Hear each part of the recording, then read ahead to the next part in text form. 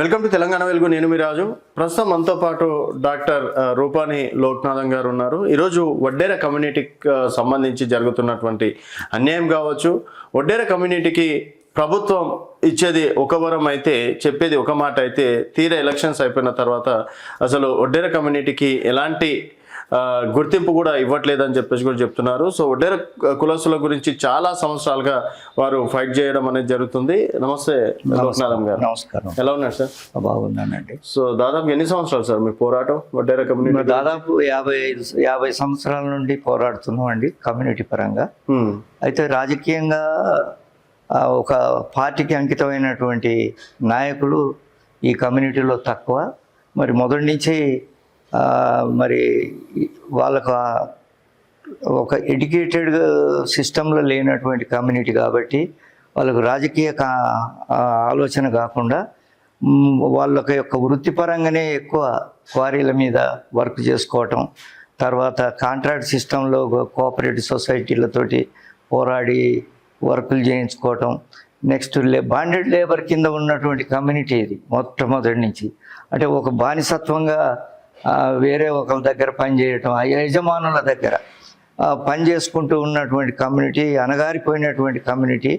మరి వీళ్ళకు ప్రభుత్వం ద్వారా మరి పర్టికులర్ రిజర్వేషన్స్ ఉన్నట్టయితే వాళ్ళు ఇతర రాష్ట్రాల్లో కూడా వాళ్ళకు రిజర్వేషన్స్ ఉన్నాయి. మరి వాళ్ళు రాజకీయంగా, సామాజికంగా, విద్యాపరంగా ఎదగటం జరిగింది. మరి ప్రత్యేకంగా ఈ మన రాష్ట్రంలోనే, ఉమ్మడి రాష్ట్రంలో కూడా ఎవరు అంత రాజకీయంగా ఎదుగుదలలో రావటానికి ముందుకు రాలేదు. ముందుకు వచ్చిన వాళ్ళని కూడా మరి వాళ్ళు ఆర్థిక స్తోమతతోటి టికెట్ తీసుకున్న వాళ్ళు ఇండిపెండెంట్గా వేసినా గెలవలేకపోతున్నారు. Okay sir. అంటే ఇప్పుడు బీసీల కోసం కూడా మూవ్మెంట్ వచ్చింది సార్. ఇన్ని రోజులు అంటే బీసీల మూవ్మెంట్ అంత లేకుండే, ఇప్పుడు 42% రిజర్వేషన్లు కావాలని చెప్పేసి కూడా రోజు ఫైట్ జరుగుతుంది. సో ఇప్పుడు ఈ బీసీ మూవ్మెంట్లు అయినా సరే మీ వడ్డేర జాతికి న్యాయం జరుగుతుందని చెప్పేసి అనుకోవచ్చు. ఇప్పుడు తప్పనిసరిగా యువకులలో ఈ ఒక 50 సంవత్సరాల నుండి ఈ కమ్యూనిటీకి క్యాస్ట్ పరంగా మేము ప్రత్యేకంగా వాళ్ళని ఎంకరేజ్ చేయటాన ఈనాడు సర్పంచుల దగ్గర నుండి ఈనాడు 92 మంది మొత్తం మన తెలంగాణ రాష్ట్రంలో సర్పంచులు కావటం జరిగింది. మరి అది కూడా మనం బీసీలలో ఒక భాగం కదా. మరి వాళ్ళు గెలవటం మనకు ఎంతో సంతోషకరంగా ఉంది. ఇంకా నాకు తెలిసినంత వరకు సర్పంచులే కాకుండా మరి వార్డు మెంబర్లుగా వాళ్ళు ఈ స్థాయిలోనే ఉన్నారు. కానీ మరి పార్టీల పరంగా వచ్చి పదవులు తీసుకోవటం, మరి రేపు ఎలక్షన్లలో కండక్ట్ చేయడానికి ఆర్థిక స్తోమత లేకుండా ఉన్నటువంటి కమ్యూనిటీలు చాలా ఉన్నాయి. ఇప్పుడు రాజకీయంగా, సామాజికంగా, విద్యాపరంగా ఎదిగిన కుటుంబాలు ఎంతోమంది ఉన్నారు. ఇప్పుడిప్పుడే ఈ నాయకత్వాన్ని వాళ్ళు బీసీల మీద పోరాటంలో మేము కూడా భాగస్వాములుగా ఉండి, మొన్న ఆయన జాజుల శ్రీనివాస్ గారు కానివ్వండి, ఆర్ కృష్ణయ్య గారి దగ్గర నుండి మేమంతా కూడా ఈ పోరాటంలో బాధ్యతగా 42% కంపల్సరీ ఉండాలి. దామాష పద్ధతి. ఇంకోటి మన ఇచ్చిన జనగణనలు కూడా మాకు దాదాపు 6,46,000 అని మంది అని చూపిస్తున్నారు. వాస్తవంగా చెప్పాలంటే దాదాపు తెలంగాణ రాష్ట్రంలో 20% 20 lakhs కమ్యూనిటీ ఉందండి. ఏ ప్రాంతంలో, ఏ గ్రామాల్లో చూసినా దాదాపు ఒక్కొక్క గ్రామంలో మండల వారీగా చూస్తే దాదాపు 10,000, 15,000, 20,000, 22,000 ఈ స్థాయిలో ఉన్నటువంటి మనం 33 జిల్లాలలో చూసుకుంటే మీకు అంచనా ప్రకారంగా ఒక 20 లక్షల మంది ఉంటారు అనేది అంచనా మేము కమ్యూనిటీ పరంగా వేసుకోవడం జరిగింది. అయితే సార్ ఎందుకు మరి అంటే యూనిటీగా ఉన్నారా ఇప్పుడు? యూనిటీ అంటే ఒక్క నిమిషం అండి. యూనిటీ అనేది ఈ కమ్యూనిటీకి అందరం ఏకమై మనం ఒక ఏకధాటిగా పోయి మనం టికెట్లు అడగటానికి ఒక ప్రయత్నంలో ఉండరు. జనరల్గా ఏంటంటే ఇండివిజువల్గా ఎక్కువ వీళ్ళకు ఉన్నటువంటి అవకాశాలు, నాకు టికెట్ వస్తే నేను ఎమ్మెల్యే కాగలుగుతా, ఒక్కొక్క పార్టీతోటి మద్దతు ఉంటే ఎమ్మెల్యే కాగలుగుతా అనే ఆలోచనలు వాళ్ళలో ఉండటాన మరి మేము ఎంత ప్రయత్నాలు చేస్తున్నాం. రాజకీయ సామాజికంగా అయ్యా మనం ఎదగాలి, విద్యలో మనం ఆలోచన పడి మనం అందరం కూడా ఏకధాటిగా ఒక ఫెడరేషను, ఒక కార్పొరేషను ఇలాంటివన్నీ ఏర్పాటు చేసుకొని ప్రభుత్వం ద్వారా నిధులు తీసుకుంటే మనం ఆర్థికంగా ఎదిగినట్లయితే రాజకీయంగా సామాజికంగా ఎదుగుతాం అనే ధోరణితోటి మేము అందరినీ ఏకం చేయడానికి ప్రయత్నాలు చేస్తున్నాం. ఇప్పుడు వచ్చేటట్లు అందరూ ఏకమై ఈ నెక్స్ట్ ఎలక్షన్లలో టికెట్ తీసుకోవటానికి ముందంజ వేస్తున్నారు. మనం ఇప్పుడు ఇప్పుడు సార్ అంటే జనాభా ప్రాతిపదిక మీద మనకు బీసీల రిజర్వేషన్ ప్రకారంగా మాకు కూడా టికెట్లు ఇచ్చినట్టయితే మేము తప్పనిసరిగా వాళ్ళని గెలిపించు, ఏ పార్టీకైనా సరే పార్టీలకు అతీతంగా గెలిపించుకోవటానికి ముందు వస్తామని మీకు ఈ విషయం. ఇప్పుడు వరకు అంత మీకు మేలు చేసిన పార్టీ ఏదైనా ఉందా? కాంగ్రెస్ కావచ్చు, బీఆర్ఎస్ కావచ్చు, బీజేపీ కావచ్చు. మా ప్రస్తుతానికి తెలుగుదేశం పీరియడ్లో ఒక రాజకీయంగా 3 టికెట్లు ఇచ్చిండండి. వాళ్ళు లేనందుకు మాకు సామాజిక న్యాయం దొరకలేదు. కాంగ్రెస్ మొదటి నుంచి కూడా మాకు కాంగ్రెస్ ప్రభుత్వంలోనే జీవోలు కానీ మరి విద్యాపరంగా కొన్ని ఆశ్రమ పాఠశాలలు పెట్టమని మేము అడిగాము. క్వారీలు మాకు హక్కు అని, ఆ క్వారీల మీద ఈ హక్కుని సాధించుకోవటానికి మేము కాంగ్రెస్ ప్రభుత్వంలో మేము కొన్ని జీవోలు తీసుకోవడం జరిగింది. దాని ద్వారానే వీళ్ళు ఆర్థికంగా, సామాజికంగా, విద్యాపరంగా, రాజకీయంగా కొంత కాంగ్రెస్ ప్రభుత్వం ఉన్నప్పుడు మాకు అవకాశాలు ఉండే. మరి దాని తర్వాత ఇప్పుడు ప్రాంతీయ పార్టీలు రావడం జరిగింది. మరి ఎవరైతే మాకు ఈ టికెట్లు ఇచ్చి ఆర్థిక పరంగా ఆదుకున్నట్లయితే మేము కూడా మీకు ఫర్ ఎగ్జాంపుల్ ఇప్పుడు తమిళనాడులో జరిగినటువంటి ఎలక్షన్స్లో ఒక దళిత అతను విజయ్ అనే అతను మరి దాని కాన్సెప్ట్ తీసుకొని మనం ఇక్కడ కూడా మరి రాష్ట్రంలో వాళ్ళు ఈ కమ్యూనిటీకి అవకాశాలు ఇచ్చినట్టయితే తప్పనిసరిగా మేము సంఘాలు ఎన్నున్నా సంఘాల పరంగా కాకుండా మేము కమ్యూనిటీ పరంగా వాళ్ళకు ఎంకరేజ్ చేసి గెలిపించుకోవడానికి ముందుకు వస్తామండి. ఓకే సార్, అంటే అంత బలమైన నాయకులు మీ దగ్గర ఉన్నారు. ఎందుకంటే సార్ ఇప్పుడు ఇంకోటి మనకి ఆంధ్రలో చూసుకుంటే వడ్డేర రాజులు అంటారు, తెలంగాణలో చూసుకుంటే ఎస్సీ ఎస్టీలో కలపాలని చెప్పేసి ఇక్కడ ఉద్యమిస్తారు. సో వేరే స్టేట్లో చూసుకుంటే వేరే రకంగా ఉంది. ఎందుకు ఏపీకి తెలంగాణకి తేడా అంటారు? అక్కడేమో రాజులుగా పిలువబడి ఇక్కడ ఎందుకు ఎస్సీ ఎస్టీలో కలపాలని డిమాండ్ చేస్తున్నారు? ఇప్పుడు ఒకటండి, చదువు ఎడ్యుకేషన్ లేనందువలన మన తెలంగాణ నైజాం ప్రభుత్వంలో వీళ్ళు నైజాం ప్రభుత్వం మొత్తం డెమోక్రసీ ప్రభుత్వం రానప్పుడు క్రిమినల్ ట్రైబ్గా ఉన్నారు. ఆ క్రిమినల్ ట్రైబ్స్ అంటే అర్థం ఏంటి? కొన్ని కమ్యూనిటీస్ వెనకబడటానికి కారణాలు మీకు తెలియపరచడం అవసరం. ముఖ్యంగా తెలంగాణలో మొత్తం మరీ అణగారిపోయినటువంటి కమ్యూనిటీగా వాళ్ళని గుర్తింపు చేయడం జరిగింది. ఎందుకంటే డీనోటిఫైడ్ ట్రైబ్గా వచ్చిండ్రు వాళ్ళు. డీనోటిఫైడ్ విముక్త జాతులు 1952లో వీళ్ళని విముక్తులు చేయడం జరిగింది. అంటే ప్రజలకు దూరంగా ఉండి జీవించినటువంటి కమ్యూనిటీస్ ఇవి. ఎక్కడైతే మన ఒక ప్రాంతానికి పోయి పనులు చేసుకునే వ్యక్తులు వీళ్ళు. ఆ పనులు చేసుకునే దగ్గర మీరు ఎక్కడి నుంచి వచ్చారు ఏంటి అనే సమాధానం పోలీసు శాఖ కూడా వీళ్ళని ఆనాడు విషయాలు. ఇప్పుడంటే సామాజికంగా ఎదుగుదల వచ్చింది. కొన్ని బీసీ సంఘాలు, ఈ అన్ని సంఘాలలో వీళ్ళు ఇలాంటి ఆలోచన పడటం, పేపర్ చదవటం, పేపర్ నాలెడ్జ్ కూడా ఇంపార్టెంట్. మనం సమాజంలో రోజు ఏం జరుగుతుంది అనేది కూడా ఆనాడు ఎవరికి ఏం తెలియదు. మరి కమ్యూనికేషన్ గ్యాప్స్ ఎక్కువ ఉన్నాయి. వాళ్ళని ఆ విధంగానే అణచివేయబడ్డటువంటి కమ్యూనిటీ. ఏదో మాలాంటి వాళ్ళు ఆ రోజుల్లో మా నాన్న కమ్యూనిస్ట్ పార్టీ ఉద్యమంలో ఉండి ఫ్రీడమ్ ఫైటర్గా ఉన్నటువంటి కొన్ని కుటుంబాలే తప్ప మీరు ఆ ఆలోచనతోటే మేము మరి ఈ కమ్యూనిటీకి సర్వీస్ చేసి ఈ స్థాయికి తీసుకురావడానికి ప్రయత్నాలు చేస్తున్నాం. మరి ఆ వెనకబడిపోవటానికి కూడా మరి ఇప్పుడు వచ్చే పార్టీలలో తప్పనిసరిగా మేము ఇప్పుడు పెట్టినటువంటి తెలంగాణ పార్టీలలో మాకు కేసీఆర్ గారు మాకు మా వృత్తిపరంగా మాకు చాలా అన్యాయం జరిగిపోయింది. ఓకే, కేసీఆర్ గారు అన్యాయం. కేసీఆర్ గారు ఆయన చేసింది కాదు, ఆయన ప్రభుత్వంలో ఉన్నటువంటి మేము ఎన్ని ప్రయత్నాలు చేసి వారిని ఇంటర్వ్యూ వెళ్ళినా కానీ ఆనాడు మా కార్పొరేటర్లుగా గెలవడం జరుగుతుంది, కానీ ఒక్కలే కార్పొరేటర్గా గెలిచారు. మాణికేశ్వర నగర్ అనే ప్రాంతంలో ఒక లేడీ గెలిచింది.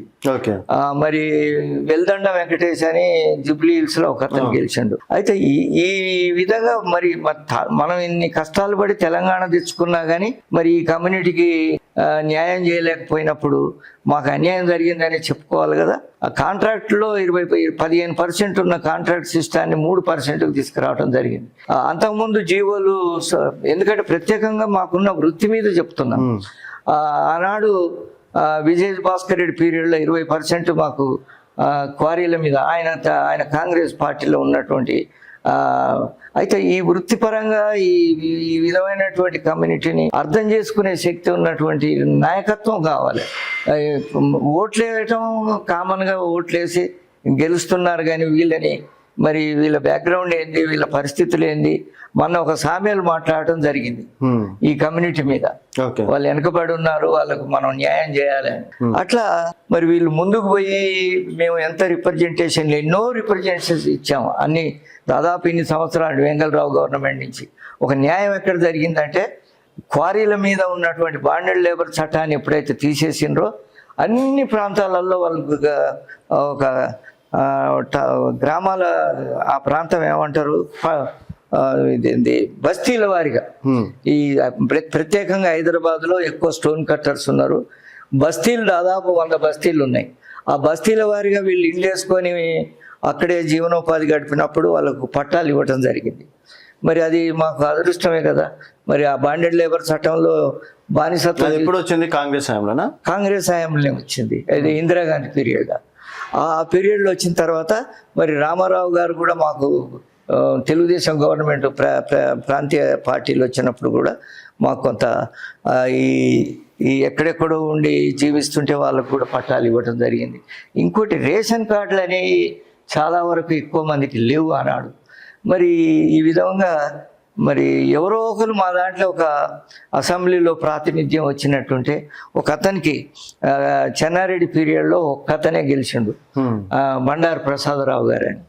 ఇది మన ఖమ్మం డిస్టిక్ నుండి ఆయన గారు మధుర నియోజకవర్గం నుండి గెలవటం జరిగింది. అప్పుడు కూడా మరి మాకు ఇతర రాష్ట్రాలలో మరి రిజర్వేషన్లు ఉన్నటువంటి కమ్యూనిటీ మాకు ఏది అంటే ఈ 4 కమ్యూనిటీలే. ఫస్ట్ ఒడ్డర, లంబాడ, ఎరకల, కైకోడీస్ అని కొన్ని కులాలు ఉన్నాయి. వాళ్ళని మమ్మల్ని ఒమిట్ చేసి వాళ్ళని ఎస్టీలు కలపటం జరిగిందండి. మరి అది సామాజిక న్యాయం రావాలంటే మీకు మరి ఎంతవరకు మనం పోరాడినా కానీ ఒక రిజర్వేషన్ అంటూ బీసీలలో ఒక 7% రిజర్వేషన్, అది ఓన్లీ ఎడ్యుకేషనల్గా ఒక చదువుకోవటానికి కొంత కల్పించటం జరిగింది. 7% అంటే అక్కడ ఎన్నో కులాలని అందులో చేర్పించడం జరిగింది. మరి దీనికి ఎన్ని ప్రయత్నాలు చేసినా, సంఘాలు నడిపినా, ఆ సంఘాల ద్వారా ఫోర్స్ చేసినా మరి మాకు కొంత రిజర్వేషన్ ఉంటే తప్ప ఆ రాష్ట్రంలో ఏం చేద్దాం అనుకుంటున్నారు? భవిష్యత్తు కార్యాచరణ ఏమన్నా మొదలు పెడతారు? రాజకీయంగానే ఎదగాలి, సామాజికంగా, రాజకీయంగా. ఇప్పుడు కొంత ఆర్థిక స్తోమత పెంచుకున్నారు ఇప్పుడు మా వాళ్ళు. ఆ విధంగా చదువుకొని ఉద్యోగాలు చేసుకుంటూ ఫ్యామిలీ పరంగా అందరూ ఎంతో జీవనోపాధి గడుపుతున్న ఆనాడు గడిపిన జీవనోపాధి కాదు ఈనాడు. మరి మీడియా వచ్చింది, అందరూ మమ్మల్ని సాధ్యమైనంత వరకు మరి మీరు ఎందుకు వెనకబడి ఉన్నారనే దాని మీద ప్రతి వాళ్ళు ఇప్పుడు మీలాగా మమ్మల్ని ఏ స్థాయిలో మీకు సహకరిస్తే మరి జరుగుతుంది అనేది అడగటం జరుగుతుంది. ప్రతి ప్రాంతంలో కూడా ఇప్పుడు మా దగ్గర మేము జాతీయ అధ్యక్షులు పీట్ల శ్రీధర్ గారు, నేను గౌరవ అధ్యక్షుడిగా ఉన్నాను. అందులో మహిళలకు కూడా ప్రాధాన్యత ఇచ్చి భవానీని మేము ఏంటి కవిత పార్టీలో ఇమ్మీడియట్లీ జాయిన్ కమ్మా, నీకు అవకాశాలు ఉంటాయి. అట్లాగే కాంగ్రెస్ పార్టీలో సికింద్రాబాద్లో ఒక అమ్మాయి మక్కళ్ళ ధనలక్ష్మి అని, ఆ అమ్మాయిని కూడా తీసుకొని మేము సంఘం ద్వారా ఎంతో ఫోర్స్ఫుల్గా వాళ్ళకు ఎంకరేజ్మెంట్ ఇస్తున్నాం. ఇంక్లూడింగ్ ఇంకెవరున్నా మహిళలలో రాష్ట్రం మొత్తంలో ఎవరున్నా మహిళలకు ప్రాధాన్యత ఇవ్వడానికి మేము సంఘం ద్వారా కృషి చేసి వాళ్ళకు న్యాయం చేయడానికి మేము సిద్ధంగా ఉన్నామండి. ఓకే సార్, ఎవరున్నారు సార్? అంటే మీ వెనక ఎవరైనా ఉన్నారా సపోర్ట్ చేయడానికి అట్లా? మా వెనకాల పార్టీలని మేము, ఎందుకంటే ఒక పార్టీని ఎన్నుకొని లేము మేము. ఇప్పుడు కాంగ్రెస్ పార్టీలో మేము ఎంతసేపు మేము రిప్రజెంటేషన్ ఇచ్చి మాకు ఏ పార్టీ అయితే రేపు టికెట్లు మరి ఇస్తారో మరి వాళ్ళకే మేము వాళ్ళకి ముందు వాళ్ళు మాకు సహకరిస్తే మేము ఖచ్చితంగా మేము ఎమ్మెల్యేలుగా ఇప్పుడు ఏ పార్టీకి పోయి మేము అంకితం కాలే. మా అంతటా మేము సంఘాల ద్వారా కృషి చేస్తున్నాం. మరి అదే బీసీ సంఘాలు మాకు సపోర్ట్ చేసి మరి వీళ్ళకి కూడా న్యాయం జరగాలనే ధోరణి వాళ్ళలో కల్పించాం మేము. ఓకే, ఆ విధంగా కల్పించాము. ఎందుకంటే సార్ మీరు 15-20 లక్షల మంది అంటే దాదాపు గే స్టేట్లో అయినా సరే ఎన్నికల్ని తారుమారు చేసేంత శక్తి కావచ్చు, ప్రజా అంటే కెపాసిటీ మీకు ఉంది. అయినా కూడా ఎందుకు గుర్తించలేకపోతున్నారు? అంటే మీ దాంట్లో మీకు ఒక యూనిటీ లేకనా, లేకపోతే మీ దాంట్లో మీకు ఒక సరిగ్గా కమ్యూనికేషన్ లేకనా? కమ్యూనికేషన్ అని కాదండి, ఇప్పుడు ఒక్కొక్కరు ఒక పార్టీకి వెళ్ళిపోయినప్పుడు యూనిటీ రాదు కదా. ఈ కమ్యూనిటీ అనేది ఎట్లుండాలంటే మాకు రాజకీయ వేదిక ఒకటి ఏర్పాటు చేసుకొని రేపు మనం అందరం కూడా అంటే ఏ పార్టీకి అంకితం కాకుండా వచ్చి కమ్యూనిటీ ఏదైనా కమ్యూనిటీ మీటింగులు ఉంటున్నాయి అనుకోండి, అవి ఏ పార్టీలో ఉన్నా వచ్చి వాళ్ళు మనకు సహకరిస్తారు. మాకు రాజకీయంగానే సామాజికంగా లేనప్పుడు ఇండివిజువల్గానే వాళ్ళు ఫైట్ చేసుకొని ఆ స్తోమతకు నిలబడటానికి, ఇంతవరకు ఎమ్మెల్యేగా నిలబడటానికి ఎవరు ముందుకు రాలేదు సాహసించడానికి. మరి ఇప్పుడిప్పుడు యువత బయలుదేరింది. ఆ యువతకు నాలాంటి బ్యాక్గ్రౌండ్ ఉన్న వాళ్ళు మేము వాళ్ళకి ఎంకరేజ్ చేయడానికి ప్రయత్నం చేస్తాం. ఓకే సార్, భవిష్యత్తు కార్యాచరణ ఏమని అనుకుంటున్నాం? భవిష్యత్తు కార్యాచరణ ఇదేనండి, బీసీలో 42% దాని మీదనే మేము ఖచ్చితంగా నిలబడటానికి అవకాశాలు ఉన్నాయి. ఇప్పుడు 42% ఒకవేళ 42% మీకేమన్నా లాభమా అందులో? అంటే మరి బీసీలలో ఏ గ్రూప్ లో ఉన్నాం కదా మేము, బీసీఏలో ఉన్నాం. కొన్ని కమ్యూనిటీస్ కు గంగపుత్ర, ఒడ్డర, నెక్స్ట్ బోయ ఇలాంటి కులాలు ఉన్నాయి కొన్ని. ఇప్పుడు వంశరాజులు ఇలాంటి వాళ్ళందరినీ మనం ఏకదాటిగా ఏ గ్రూపునే ఎక్కువ క్యాడర్ని తయారు చేసుకొని మేము మాకు ఈ అవకాశాలు కల్పించండి అని అడగటానికి మేము సిద్ధంగా ఉన్నాం. ఓకే సార్, అంటే సార్ మీరు స్టార్టింగ్ కమ్యూనిటివిజం కావచ్చు, తర్వాత అందరిని ఒక తాటిపైకి తీసుకురావడానికి ఎంతో కష్టపడతారు కదా, కష్టపడే ఉంటారు కాబట్టి ఈరోజు ఈ స్థాయికి వచ్చింది. సో అప్పటికి ఇప్పటికి ఏమైనా తేడాలు ఉన్నాయా సార్? చాలా తేడాలు ఉన్నాయి. ఉద్యోగస్తులలో పోలీస్ డిపార్ట్మెంట్లో ఉన్నారు.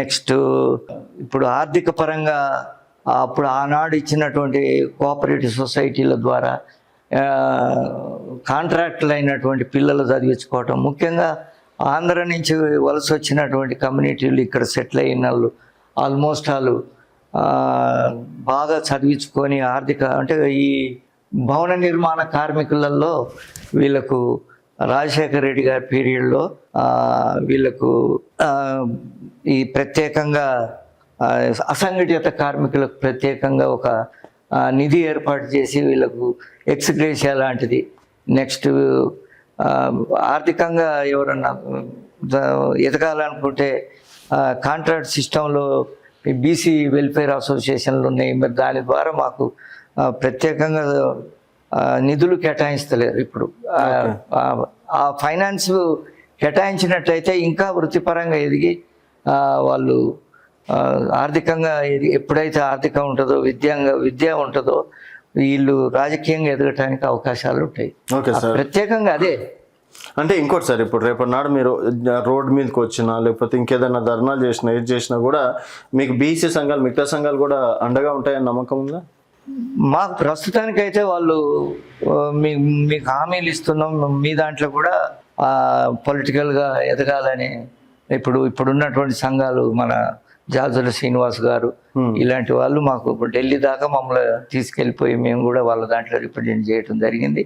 మరి ఇప్పుడున్న కాన్సెప్ట్ ఇప్పుడు చెప్పిన కవిత గారు కూడా బీసీలకే మేము ఖచ్చితంగా ఇంపార్టెన్స్ ఇస్తాం, అందులో మరి సామాజికంగా ఈ ఒడ్డర్లు చాలా వెనుకబడి ఉన్నారు కాబట్టి అలాంటి క్యాస్టులు ఇప్పుడు మల్లన్న కూడా అతను మేము ఒడ్డర్లో మేము వెనకబడి ఉన్నటువంటి కమ్యూనిటీకి మేము టికెట్లు ఇచ్చి గెలిపించుకుంటామనే ఆలోచనతోటి వాళ్ళు మాట్లాడడం జరుగుతుంది. రేపు భవిష్యత్తులో వాళ్ళు ఏ పార్టీ మాకైతే ఎంకరేజ్మెంట్ ఇస్తుందో ఖచ్చితంగా నిలబడటానికి మేము రాజకీయ వేదిక పెట్టి వాళ్ళని సెలెక్ట్ చేసి వాళ్ళని పంపించడానికి అంటే భారీ బహిరంగ సభలు అట్లా చేస్తున్నారు అయితే. ఉన్నదండి. అన్ని మా ఇతర రాష్ట్రాలతో సంబంధం కూడా ఉంది. అక్కడ ఏసీలలో ఉన్నారు ఒక ప్రాంతంలో, అంటే మొత్తం దేశం మొత్తంలో ఓల్డ్ కమ్యూనిటీ అని ఉంది. ఒడ్డెర అనేది బోవి అనే కమ్యూనిటీ ఉంది. మోస్ట్ బ్యాక్వర్డ్ క్లాస్ కింద తమిళనాడు ఉన్నారు. అట్లా ఇప్పుడు అంతకుముందు ఏ ప్రాంతం నుంచి మాకు అంత అవగాహన లేదు. ఇప్పుడు మీడియా వచ్చింది, ఫోన్లు ఉన్నాయి, ఈ విధమైనటువంటి సదుపాయాలు ఉండటాన మేము అందరినీ కవర్ చేసుకుంటా లీడ్ చేస్తున్నామండి. ఓకే సార్, ఫైనల్గా మీరు మీ ఒడ్డెర కమ్యూనిటీకి చేసినటువంటి కృషి 2-3 మేము చేసినటువంటి కృషి మన వెంగళరావు గారి గవర్నమెంట్లో, వెంగళరావు గారి ప్రభుత్వంలో, కాంగ్రెస్ ప్రభుత్వంలో మేము ఆనాడే స్టార్ట్ చేసినాం కమ్యూనిటీ సర్వీసు. అయితే ఏంటంటే యూనివర్సిటీ కట్టడాలలో ప్రత్యేకమైనటువంటి బాధ్యత నల్గొండ జిల్లా నుంచి వచ్చి హిమాయత్ అలీ ఖాన్ బాగ్, అంటే ఇప్పుడు మాణికేశ్వరి నగర్ అని, దాన్ని హిమాయత్ అలీ ఖాన్ బాగ్ అన్నారు. ఆనాడు 300 కుటుంబాలు అక్కడ ఉండి 300 ఇండ్లు ఆ యూనివర్సిటీ స్థలంలో వేసుకోవడం జరిగింది. మేము గివెన్ రిప్రజెంటేటివ్స్ టు గవర్నమెంట్ ఆ విధంగా ఇచ్చి, అయ్యా పలాని యూనివర్సిటీ కట్టడాలలో మేము బాధ్యులం, మరి అక్కడ మరి ఇంతవరకు వాళ్ళకు ఒక ఇండ్లు అంటూ లేకుండా వాళ్ళు జీవిస్తున్నారు. మరి అక్కడ పెద్ద పాపులేషను. అంటే ప్రభుత్వం స్పందించి మాకు 12 ఎకరాలు గవర్నమెంట్ వాళ్ళ ప్రభుత్వంలో ఉడా అప్రూవల్ తోటి మనిషికి ఇంటికి ఉన్న కుటుంబాలు ఎంతమంది అవుతున్నారో 90 గజాలు ఇవ్వడం జరిగిందండి. 90 యార్డ్స్. ఆ పీరియడ్లోనే మాకు చిన్న కోఆపరేటివ్ సొసైటీ, అప్పుడు మేము కార్పొరేషనే అడిగాం. అది మీరు అప్పుడు అధ్యక్షులు ఉండేనా? నేను హైదరాబాద్ జిల్లా అధ్యక్షుడిగా, అంటే జంట నగరాల అధ్యక్షుడిగా, రాష్ట్ర సంఘంలో ఎంబి కుమార్ గారు, ఆయన నో మోర్ నౌ, ఆయన గారు లేరు. ఆయన స్థాపించినటువంటి పీరియడ్లో మేము ఆయన కృషి ద్వారా ఈ బస్తీలన్నీ తిరగటం జరిగింది. 80 బస్తీలు తిరిగాం. 80 బస్తీలలో కూడా పర్మనెంట్ ఇండ్లు రావడానికి కృషి చేసినాం ఆ గవర్నమెంట్లో. ఇప్పుడు గుర్తిస్తున్నారు సార్ మిమ్మల్ని? తప్పనిసరిగా గుర్తిస్తారు. ఎక్కడ పోయినా లోకనాథం గారంటే ఆయన పలాని సర్వీస్ చేశాడు. ఇంకోటి కార్మిక సంఘంలో రాజశేఖర్ రెడ్డి, అంటే ఇది జరిగిపోయింది 90 గజాలలో ఇండ్లు ఇచ్చారు. బ్యాంకు లోన్ కూడా 10,000 ఇవ్వడం జరిగింది. ఇప్పుడు దేవర్ వెరీ హ్యాపీ. 10,000 జనాభాలో ఒక కార్పొరేటర్ కూడా రావడం జరిగింది. వాళ్ళు ఇప్పుడు ఒక ఆర్థికంగా కూడా ఎదిగి అందరూ పిల్లలు చదివించుకోవటం. అక్కడ ఒక ప్రైవేట్ గవర్నమెంట్ నుంచి ఒక సింగిల్ టీచర్ స్కూల్ తెప్పించిన నేనే. తెప్పిస్తే ఇవాళ హై స్కూల్ అయిందండి అక్కడ. ప్రభుత్వం స్కూల్ అయింది. బ్రహ్మాండంగా 600-700 మంది పిల్లలు ప్రత్యేకంగా ఈ కమ్యూనిటీ చదువుతుంది. ఆ ఫీలింగ్ తోటే నేను ఈ ఎఫెక్షన్ లో బాగున్నాం. ఈ Addagutta, Tukaram gate, Adikmet, Domalguda, next Patigadda colony, ఈ నెక్స్ట్ అప్ టు బోడబండ ఒక 5 ఎకరాల క్వారీ ఇచ్చింది మాకు ఆనాడు. క్వారీలు, ఆ క్వారీ వృత్తిపరంగా చేసుకునే వాళ్ళకే మేము అప్పచెప్పాము. వాళ్ళు ఆర్థిక స్తోమత వాళ్ళ ఆనాడు లేబర్ను పెట్టి పెట్టుబడి పెట్టి చేయించుకోవటం. మరి ఈనాడు మొత్తం ఆ క్వారీ మా వాళ్ళకే చెందింది. మొత్తం ఇండ్లు కట్టుకున్నారు. అట్లా ఎన్నో ప్రాంతాలు ఉన్నాయి. సో మీ వల్ల 10 కుటుంబాలు బాగుపడ్డాయి. చాలా మంది బాగుపడ్డారు. 10 మందికి లైఫ్ ఇచ్చింది. బ్రహ్మాండమైన లైఫ్ ఇచ్చామండి. సో నెక్స్ట్ కూడా ఒకరినైనా ఎమ్మెల్యేగా చేయడానికి ఖచ్చితంగా ప్రయత్నం చేస్తాం. ఇలాంటి మీడియా మాకు అటాచ్మెంట్ ఉంటే కూడా మరి నెక్స్ట్ మేము అందరికి టికెట్లు అడగటానికి మరి కొత్త పెట్టిన పార్టీలకు కూడా మేము ఆ ప్రయత్నాలు చేస్తున్నాం. మరి వాళ్ళు కూడా మాకు సహకరించాలని కోరుకుంటున్నాం. Okay sir, thank you sir, thank you so much and all the best sir. అంటే అప్పట్లోనే ఉద్యమం చేసి అంతమందికి, నేను ఒక ఎంప్లాయీగా ఉండి అంతమందికి పీజీలు చేసుకోవటం, ఫ్యామిలీ పరంగా ఉండటం, ఇలాంటివన్నీ ఎన్నో రిస్కులు తీసుకొని ఆర్థికంగా లేకపోవటం. మరి అయినా కూడా అంతమందికి పిల్లల ఫీడింగ్ అందరికీ తెలుసు. నేను ఒక ఇంటర్వ్యూ ఇవ్వటమే కాదు, అంటే నాకు ఈ అవకాశం మీరు కల్పించారు కాబట్టి I'm very thankful to you ఆయన. అది ఇంకా కూడా నా వాయిస్ ని తెలపడానికి తప్పకుండా మేము కూడా ఉంటాం Thank సార్ you very ఇప్పుడు much. సార్ మీరు అట్లే ఉండు. చాలా మందికి సార్ మీరు అట్లే చాలా మందికి హెల్ప్ చేస్తుండండి మీ కమ్యూనిటీలో ఒక ఎమ్మెల్యే కన్నా చూడాలని చెప్పేసి మేము కూడా కోరుకుంటున్నాం సార్. నేను కూడా నా వయసులో ఇప్పుడు మేమంతా చాలా ఏజ్డ్ అయిపోయినటువంటి లైఫ్ కాబట్టి ఇప్పుడు అదే కృషి ఈ కమ్యూనిటీలో సంఘాలు అనేవి ఎన్నో కులాలలో ఉన్నాయండి. ఆ సంఘాలు వాళ్ళ ఆర్థికంగా ఉన్నవాళ్ళు కాబట్టి ఇక్కడ ఈనాడు ఏంటంటే కష్టపడి ఎదిగిన వ్యక్తులలో ఇప్పుడు ఎగ్జాంపుల్ అదేంటి బిహెచ్ఏల్ ఉంది, వాళ్ళు చాలా ఆర్థికంగా ఎదిగినందుకు ఆయన జరపడి జయపాల్ గారిని మోస్ట్ బ్యాక్వర్డ్ క్లాస్ చైర్మన్ ఇవ్వటం జరిగింది. అది మా వల్ల కృషే, మా యొక్క సంఘం కృషేనండి. అది ఆడ వ్యత్యాసాలు ఏం లేవు. ఇంకోటి అది దీన్ని మన ఒక్క నిమిషం అండి, ఏదైతే రాజశేఖర రెడ్డి గారి పీరియడ్లో ఈ అసంఘటిత కార్మికులకు ఒక చట్టం తీసుకొచ్చి వాళ్ళకు లేబర్ యాక్ట్ ప్రకారంగా ఈ లేబర్స్కు ఎక్స్గ్రేషియా మీద ఒకటి లేడీస్కు గర్భిణీ స్త్రీలకు అది లేబర్ ఆఫీస్ నుండి ప్రత్యేకంగా వీళ్ళకు ఒక వింగు ఏర్పాటు చేయడం జరిగింది. వాళ్ళకు యాక్సిడెంటల్ బెనిఫిట్స్ వచ్చినాయి. నెక్స్ట్ పెళ్ళిళ్ళు అయితే ఆ పెళ్ళిళ్ళల్లో డబ్బు ఇవ్వటం జరుగుతుంది. అట్లా ఒకవేళ యాక్సిడెంట్గా చనిపోతే 6 లక్షలు ఇవ్వటం జరుగుతుంది. దానికి మా మా సంఘాలలో మా యొక్క సంఘాలలోనే కార్మిక శాఖ నుండి పల్లపు సత్యనారాయణ గారిని నియామకంతో ఆయన ఈ అందరి కమ్యూనిటీకి మేము ఒక డ్రైవ్ ఏర్పాటు చేసి ఈ బెనిఫిట్స్ వాళ్ళకి చెందాలని ప్రత్యేకంగా అన్ని కులాలకు ఉన్నాయి. దాన్ని ఎన్రోల్మెంట్ చేయటంలో మేము బాధ్యత వహించాము. సార్ ఓకే, మళ్ళీ కలుద్దాం sir. Thank you sir, thank you so much. సరే బాబు నాన్న ఇంకా కాలేదు సారీ. ఇలాంటివన్నీ గుర్తుకు చేసుకుంటే మాకు ఈ కాంట్రాక్ట్ సిస్టంలో 20% ఉండే.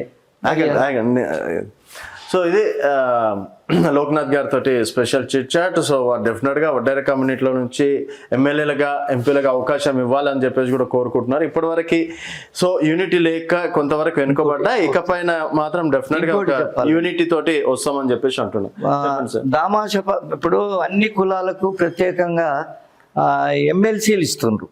మరి కొన్ని నామినేటెడ్ పదవులలో కూడా మాకు ఇంపార్టెన్స్ ఇవ్వాలి తప్పనిసరి. ఆ నామినేటెడ్ పదవులు ఏంటంటే ఇప్పుడు ఒక రిటైర్డ్ ఎంప్లాయీ నేనున్నా, ఏదో ఒక కమిషన్లో మమ్మల్ని అపాయింట్ చేసినట్లయితే మేము ఇలాంటి వాళ్ళకు మేము సహకరించడానికి సిద్ధంగా ఉంటాం. ఒక స్పోర్ట్స్ యూనిటా, లేకపోతే ఇంకేదన్నా స్కూల్కు సంబంధించిన యాక్టివిటీసా, లేకపోతే ఒక ఎమ్మెల్సీలు కోరుకుంటున్నాం. ఎమ్మెల్సీ మా కమ్యూనిటీ నుంచి కూడా ఒక ఎమ్మెల్సీ ఇస్తే అక్కడ మా ఇంపార్టెన్స్ అక్కడ ఉంటుంది కదా. మహిళల రిజర్వేషన్లలో కూడా మేము చదువుకున్న వాళ్ళకు ఏదన్నా ఇలాంటి నామినేటెడ్ పదవులు ఇచ్చినట్టుంటే ఒక చైర్మన్, లేకపోతే కార్పొరేషన్ ఇంతవరకు మాకు డిక్లేర్ చేయలే. అన్ని కులాలకు కార్పొరేషన్ చేసాం. కార్పొరేషన్ డిక్లేర్ చేస్తే నిధులు రావడానికి అవకాశాలు ఉంటాయి. ఇది ఏంటంటే వృత్తిపరంగా ఎదగటానికి ఈ కమ్యూనిటీ ఈ వృత్తిపరంగా ఎదగటానికి ఉన్నప్పుడు వీళ్ళకు లోన్లు ఇచ్చి వాళ్ళని ఆ విధంగా ఆదుకుంటే ఎంతో ఆర్థికంగా ఎదగటానికి అవకాశాలు ఉంటాయి. మరి వాళ్ళు కాంట్రాక్ట్ చేసుకోవాలి, పిల్లలు చదివించుకోవాలి, వాళ్ళ వృత్తిపరంగా ఎదగాలి. ఇప్పటికీ లేబర్గా పోయి స్టోన్ కటింగ్ చేసుకొని అన్న ఒక ఇదేంటి వాళ్ళు గణెట్లు కొట్టుకుంటే మాకు అన్న మమ్మల్ని షేర్ చేయండి అని మామూలుగా అడుగుతుంటారు. మరి అలాంటి వ్యక్తులను ఎవరు కాపాడాలి? ప్రభుత్వం అన్ని ఫెసిలిటీస్ ఇస్తుంది ఈ కమ్యూనిటీ. చూద్దాం మరి ఇప్పుడు ఈ వీడియో చూసిన తర్వాత అయినా సరే కమ్యూనిటీ మీరు అన్నట్టు కార్పొరేషన్ చైర్మన్ లోనో లేకపోతే ఏదన్నా ఎమ్మెల్సీ విషయంలో కావచ్చు, ఏదన్నా పెద్దపీట పదవులు కంపల్సరీ. అదే సార్, ఒక మొన్న హనుమంతరావు గారిని ఒక బీసీ దాంట్లో పెట్టడం జరిగింది. మేమందరం కూడా కాంగ్రెస్ చేస్తున్నాం ఆయనని. ఎప్పటి నుంచో ఒక వడ్డేర కమ్యూనిటీ నుంచి కూడా కావాలని చెప్పేసి అంటున్నారు. అండ్ డెఫినెట్ గా వడ్డేర కమ్యూనిటీకి న్యాయం జరగాలని మీరు భావిస్తే మీ అభిప్రాయాలు కింద కామెంట్ రూపంలో తెలియజేయండి. చూస్తూనే ఉండండి తెలంగాణ వెలుగు.